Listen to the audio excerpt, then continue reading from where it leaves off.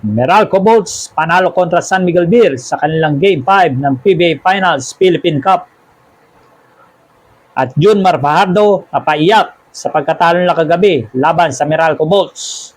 Pero bago ang balitang yan, paki-subscribe naman po at like sa aking YouTube channel para updated po kayo sa aking mga sports balita. Sa pagkatalo ng San Miguel Beer kagabi, ay talagang di naiwasan ni Junmar Fajardo na upakita ng kanyang kalungkutan at napaiyak dahil sa pagkatalo nila. Kasi binuhos talaga ni Junmar yung kanyang laro at binuwat yung San Miguel para manalo kagabi. Pero talagang gano'n ang basketball. Talagang kahit na anong buwat ni Junmar, kahit na siya lang pumupuntos, ay hindi niya kaya may panalo ang team. Dahil off-night talaga ang kanyang mga kakampi, kagaya na si CJ Perez, Marcio Lassiter, Terence Romeo. Talagang hindi pumutok kagabi dahil sa tindi ng depensa ng Meralco Bolts. Mahihirapan talaga ang San Miguel Beer na makatira ng maayos. Miski nga si Marcio Lassiter, hindi umubra yung mga 3-point shooting niya eh. At talagang si Junmar talagang gumagawa kagabi. Napakaganda ng game plan ng Meralco Bolts. Ginawa na nila ito laban sa Ginebra. Ganun din ang ginawa nila sa San Miguel Beer. Tinayaan nila si Junmar Fajardo na mag-dominate sa shaded lane. Kaya hindi na nakatira yung kanilang mga shooter. Hindi na pumutok sila Marcio Lassiter kasi nga ang play na kay Junmar. Yan din ang ginawa nilang taktika nung kalaban nila Barangay Ginebra, kaya tinalo ng Ginebra.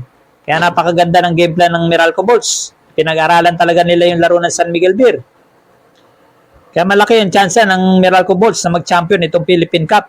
Talagang buwis buhay ang pinapakita ng Meralco Bolts at talagang pinairal nila yung kanilang puso.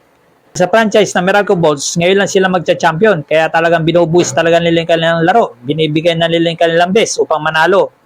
Talagang hindi biro kalaban ng San Miguel Beer dahil once na nag-relax sila dito, talagang kakainin sila ng buhay ng San Miguel Beer. Laban kagabi ng Meralco Bolts at San Miguel, talagang napakamalas ng laro ni CJ Perez. Kahit anong gawin ni CJ Perez, talagang off-night siya. Talagang hindi siya makaporma. Dahil sa tindi ng depensa kanya ni Chris Newsome, nasira yung laro ni CJ Perez. Dahil napakalupit dumipensa ni Chris Newsome. Hanggang nag-drive nga siya binutatalang siya ni Chris Newsome. Ganun talaga, pag nasira ang laro mo, hindi ka na makakapag-focus.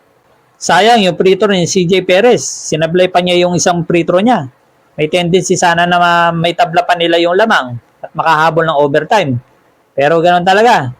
Sa larong basketball, talagang di may iwasan. Meron talagang bad game na may masamang laro talaga ang kada player. Hindi lahat ng laro ay maganda nilalaro ng player. Kaya sa Game 6, ay asahan natin talagang pisikalan ang labanan nito. Kasi kukunin na ng Meralco Bolts yung pagkakataon na mag-champion sila sa Philippine Cup. Once na natalo sila dito sa San Miguel Beer, ay malabo na sila makabawi sa Game 7. Talagang kilala naman natin ng San Miguel Beer. Kaya hindi na sasayangin ng Meralco Bolts yung pagkakataon na makuha ang championship sa Game 6 ng kanilang Philippine Cup Finals.